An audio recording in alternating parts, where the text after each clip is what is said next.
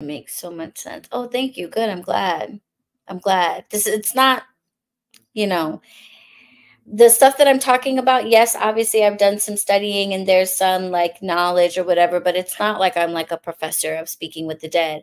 A significant chunk of what I'm sharing with you is just what I've learned from doing this for a while, and what I've experienced. And because I'm a teacher and that's a part of what I'm here to do, um, I've given some thought to like how to explain it. So I'm doing the best that I can. So I'm glad that it's making some sense. So we have our tools. We've asked ourselves why. We've talked about the difference between being a medium and the types of spirits that are out there, um, and how to petition them. Certain items, certain elements like fire and water seem to be incredibly effective. Personal effects of that being are very helpful. The dirt of their grave is also very powerful, as it's just as connected to their energetic impression as an item of clothing or something that they owned would be.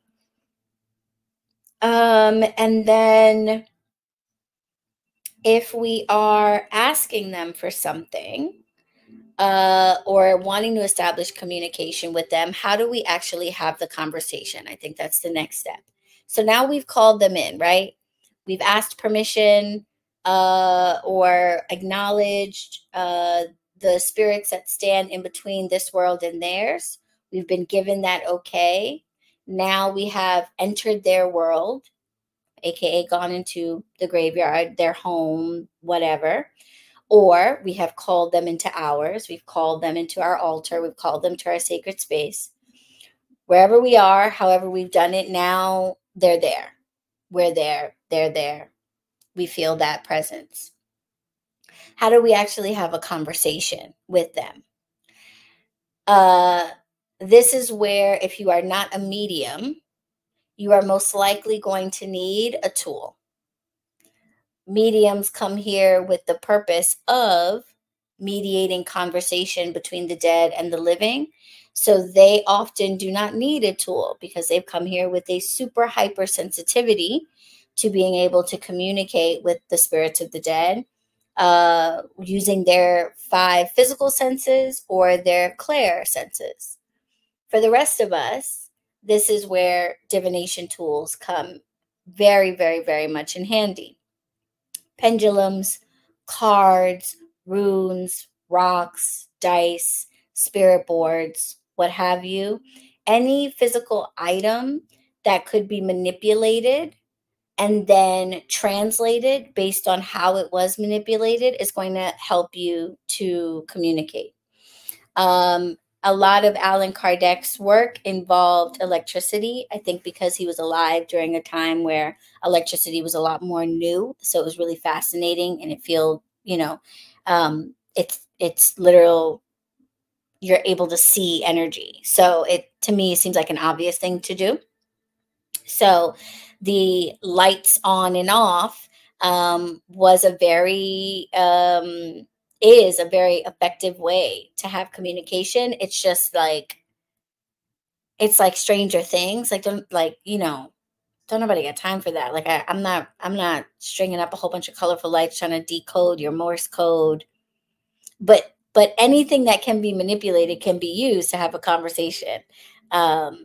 Especially if you can establish a foundation for, what means what. Does 2 flashes of light mean yes? Does 1 flash mean no? Once you have a framework for what the manipulation of something means, you can use anything to have a conversation with them. But my point is that you're probably going to need something if you are not a medium, in order to help it be a clear and flowing conversation. So for me, I'm a card reader. I've always been drawn to cards, partially because of my own interest in them and partially because of the other spirits that I have with me. So if I'm going to have a conversation with a spirit of the dead, I'm going to usually reach for a deck of cards first, unless I get indications from them that that's not going to work.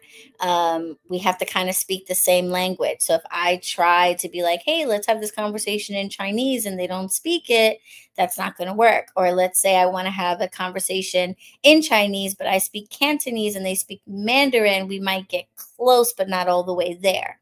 So that happened to me with my ancestors. I read cards, but I read tarot cards. And that has been my primary divination tool for most of my practice. I got my first tarot deck 23 years ago.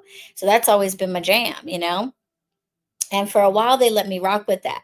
But I noticed whenever I tried to have a conversation with them through my tarot cards, I didn't have that same sense of certainty that I had with other things. And I was like, this is weird. And then, of course, I brought up a whole bunch of questions of like, can I not connect to my ancestors because I'm adopted? They were like, no, bitch, it's not because you're adopted. It's because we don't do tarot. We're African Americans. That's European. Go get some playing cards. So that's what I had to do.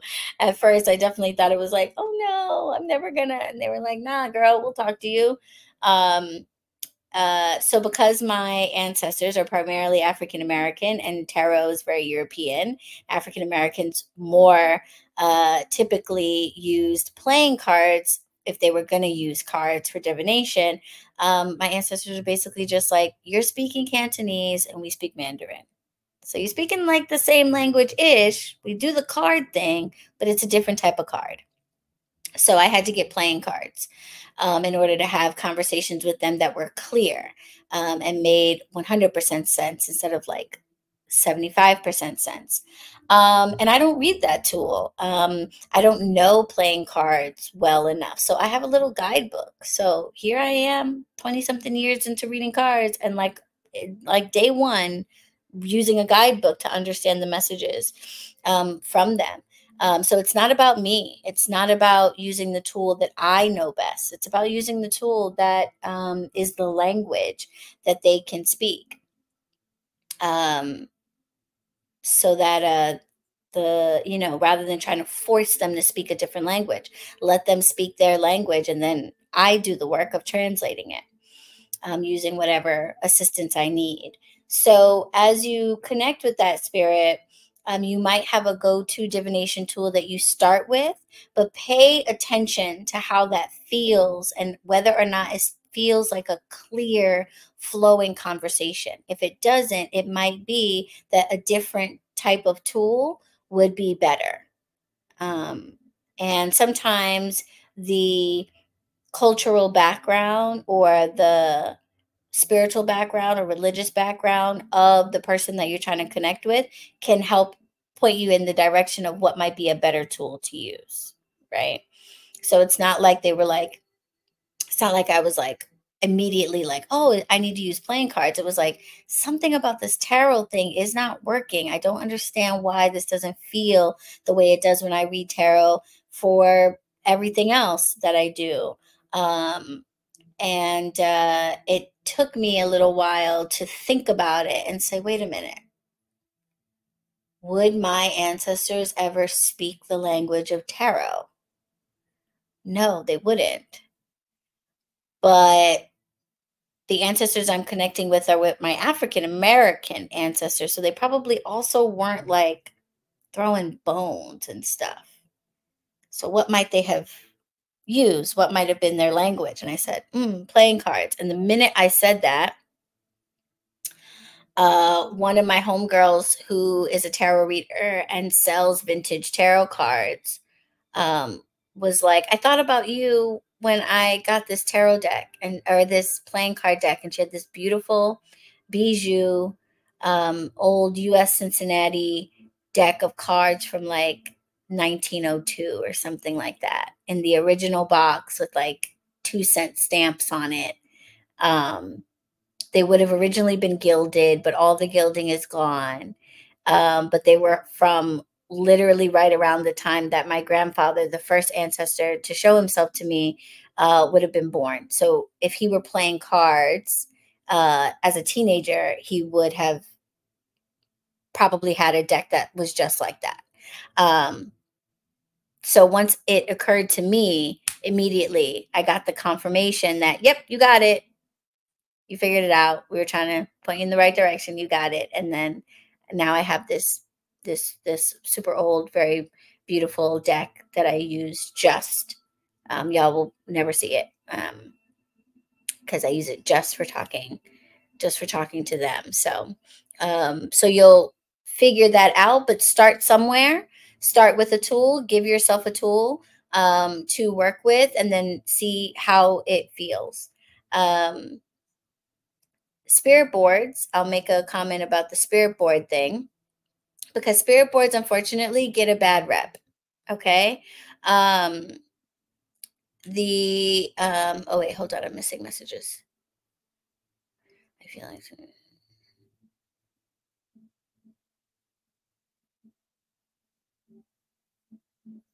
Okay, yeah. Oh, good point. That as long as you're addressing that energy, the name or personification crosses cultural and spiritual boundaries.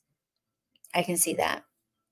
I've used a lot of omen craft, using natural occurrences as a language without looking for them. It's deciphering and sticking to what something means. Yeah, you have to kind of establish a good, what do you call that? Like when you have like a template or whatever. I don't think that's exactly the word, but a foundation for what something means, and being consistent about it so it becomes very fluid. European, archetype are more ancient. Um,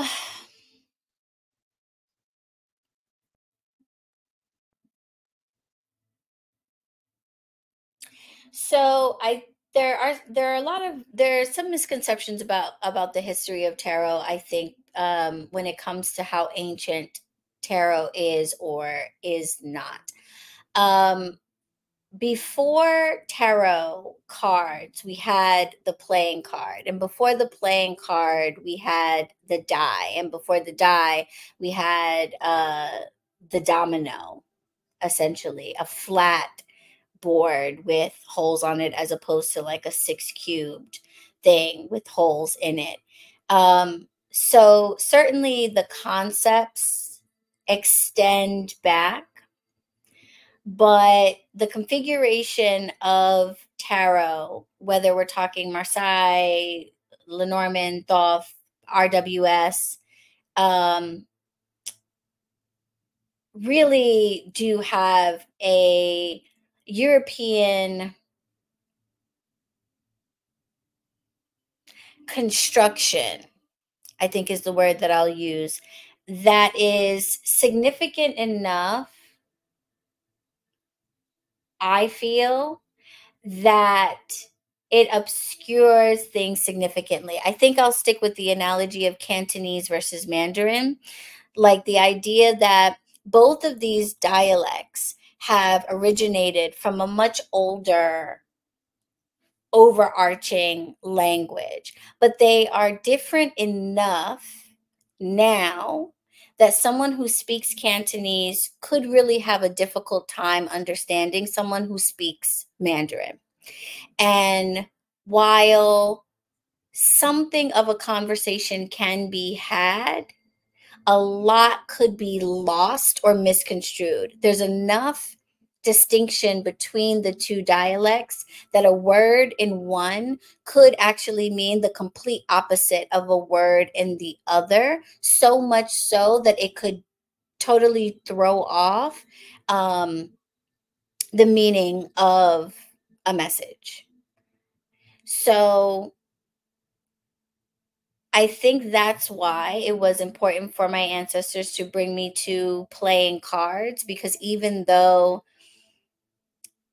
the origins of the tarot extend, or not the origins, but the concepts embodied by the tarot extend beyond European influence, there is enough difference between the tarot and the playing card that a message really could come through as the complete opposite. And that is what was happening to me and was causing me confusion.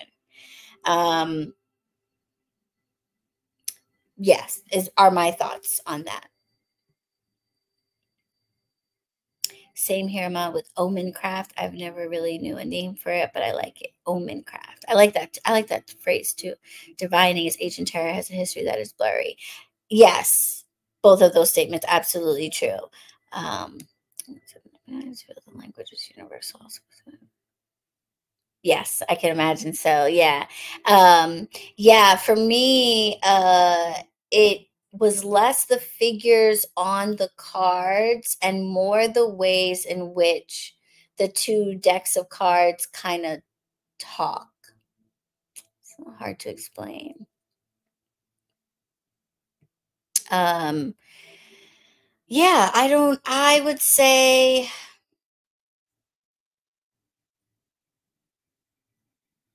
yeah, I would disagree. Just I don't feel that the language is universal. I would say it's like dialects, um, where the origin language is universal, but the specific messages by each one spoken differs enough from each other that trying to use one in place of the other could cause miscommunication for me. So there's an overarching language, but the dialect was off, basically. So I'm over here trying to talk Cantonese to people who speak Mandarin. It's like the best way I can describe it. So they brought me to what I needed to have messages with them that were more accurate. Um, because there's that overarching language, the messages were receiving were okay. It wasn't like they were like just gibberish. It was just like, wait, hold on, wait. I was following you, then wait. Now I'm not sure. Huh? What? Right? And then when I switched to playing cards, it was like, oh, thanks, Grandma. Appreciate it. I'm gonna go to work now. I needed that answered. Thank you.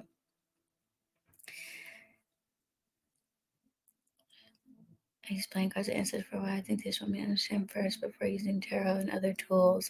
Yeah, I did it the opposite. I was using my tarot with them for a while, and what I felt from them was they let it rock for a while because they knew that's all I knew. And I had to learn a little bit more. Learn more about the history of tarot cards, learn that they came from playing cards, learn more about playing cards as divination, learn more about hoodoo and African American practices and forms of divination. And then they were like, okay, now you know enough. Can we stop doing the tarot thing so we can speak more clearly to you? But at first, that was what I knew. So that rocked until I learned enough that they were like, you know enough now. You don't know the playing card system, also because the playing card system is so regional and tarot is not as much.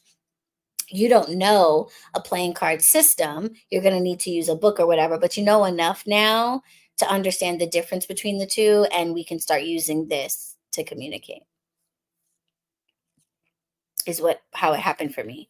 Are there guidebooks to assist with working with playing cards? Yes, there are.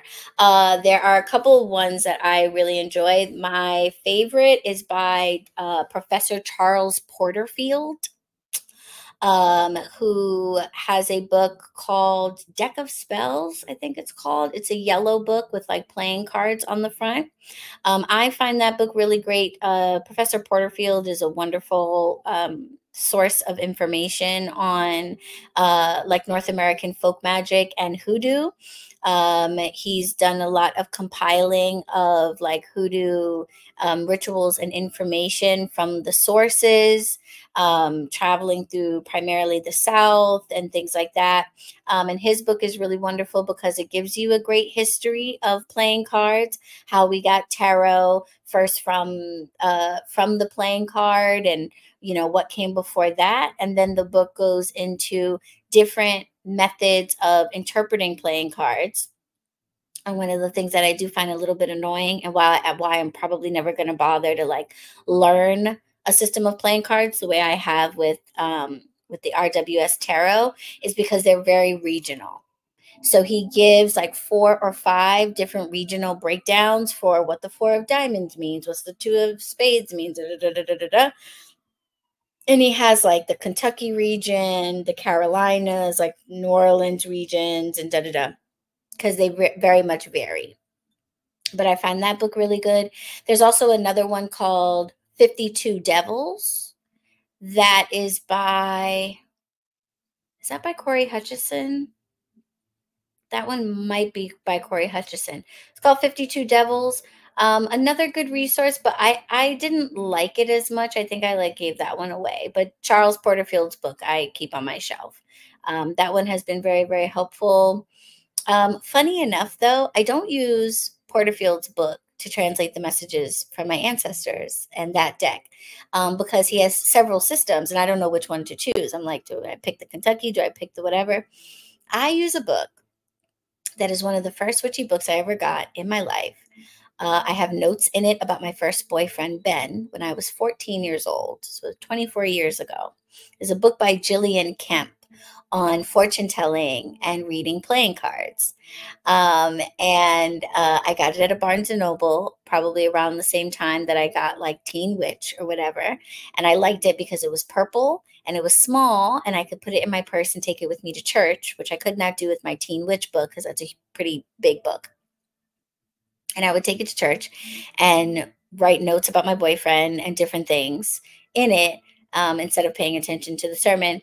And that is the book that I use. There's a guide in that book of the playing cards.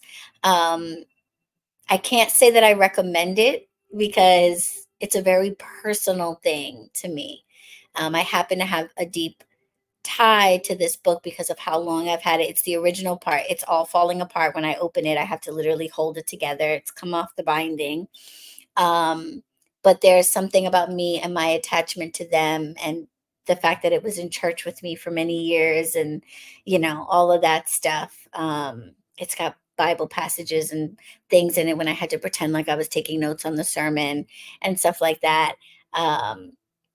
So it's very personal. So I use the definitions in that book. Are those definitions useful for anybody else? I don't know.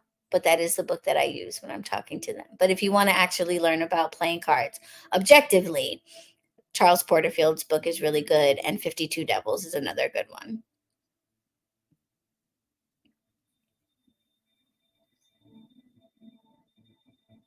Oh, great recommendation. Ahmad said, starting with playing cards, you can also learn numerology and the energy of the elements because each of the suits relates to the elements. I think that's awesome. Another is Card of Destiny. A very European card system is a Thoth deck by Crowley. Yeah.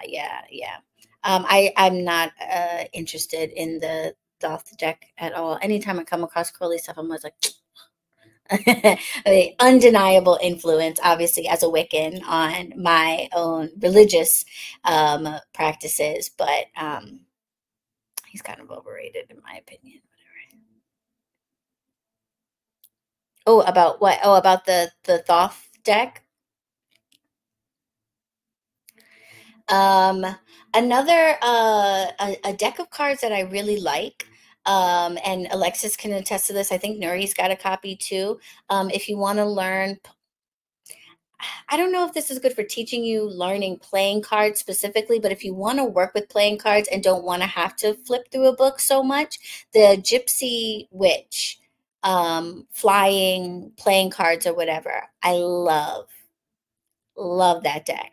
They're the playing card formation, 52 cards, but there are explanations of what the cards mean. There are pictures, first of all, then explanations of what the cards mean, but then also information for what it means when certain cards are near each other or further away from each other.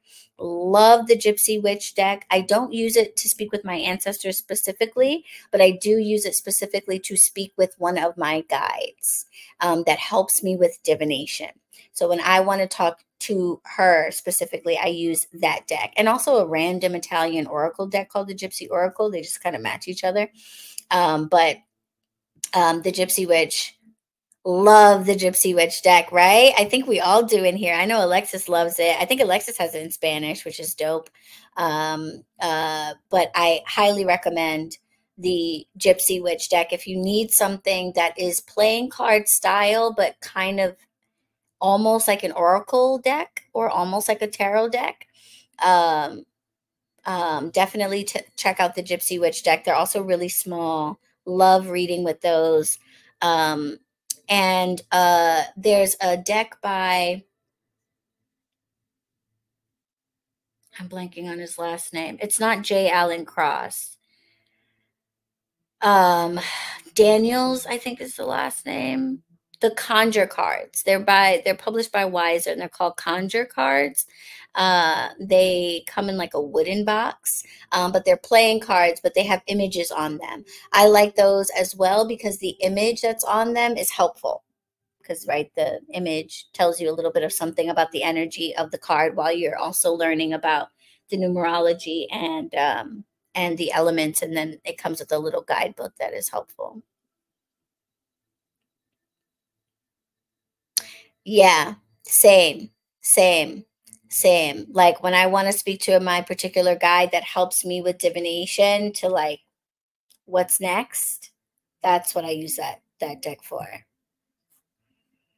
It's not one that I use every day. It stays at my prayer altar, really just for like those conversations with her about what's coming down the pipeline, what's going to, unfold with this or that. What do I need to do next? Every once in a while, my guides will have me pull it out for somebody. That happened recently with one of you guys that came for a reading with me. And in very not typical fashion, Spirit was like, go get your gypsy cards for this. So I did that. But typically not for divination. So I hope that helps, Heather.